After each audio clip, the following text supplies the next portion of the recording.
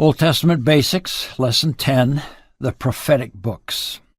The focus of this lesson is Israel's prophets, or more accurately, Israel's writing prophets. Elijah and Elisha, two of Israel's most famous prophets, didn't write their messages. They represent the many other prophets whose sermons are not recorded, but who faithfully ministered for God.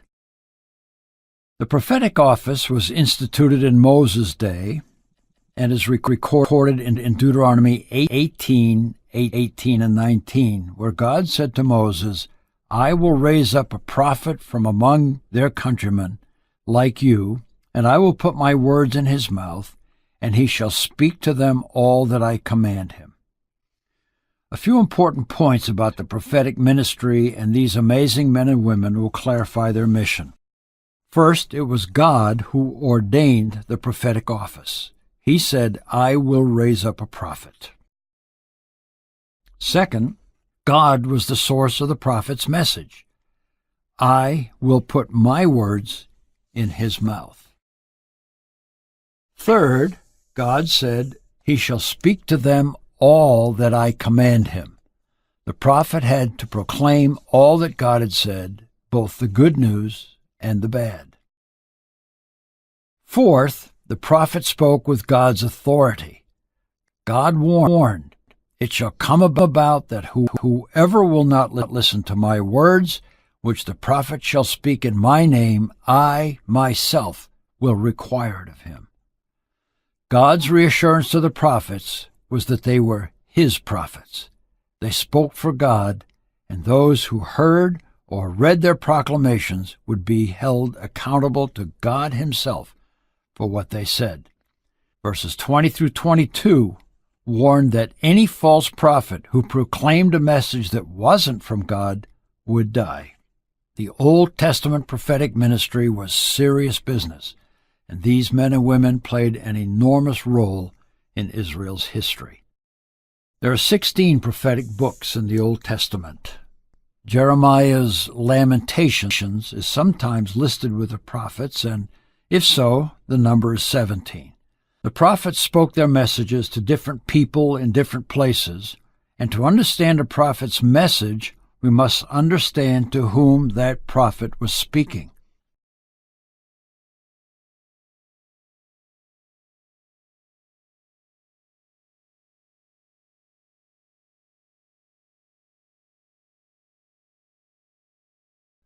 More often, their messages began with, "The word of the Lord came to," and the prophet would name himself as God's spokesman. The word God gave the prophet addressed something in the prophet's immediate circumstances. That's why we must understand the culture or the situation a prophet was addressing before his message can make sense to us. In fact, let me urge you to get a good study Bible in a translation of the Bible you like. You'll see the words Study Bible in the Bible's title. Titles like the NIV Study Bible, the NASB Study Bible, and others will give you the historical context into which these prophets spoke. We divide the writing prophets into 6 groups. 3 prophets spoke to or about Gentiles. Jonah spoke to the city of Nineveh, which was the capital of Assyria. Obadiah and Nahum spoke to Israel, but their messages were about Edom and Nineveh. Amos and Hosea ministered to the northern nation of Israel.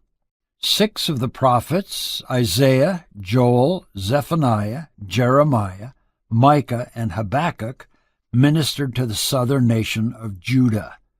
Ezekiel and Daniel ministered in Babylon during Judah's exile, and Haggai, Zechariah, and Malachi proclaimed their messages to Judah's people after they returned from exile during the Reconstruction period. Understanding when and to whom each prophet proclaimed his message is absolutely essential. For instance, if you don't understand that Haggai was encouraging Judah's returned exiles to rebuild God's temple after the destruction, his messages make no sense.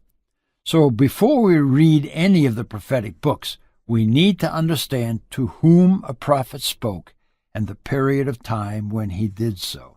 The prophets sometimes preached with a double focus. Their message often included events that were going to occur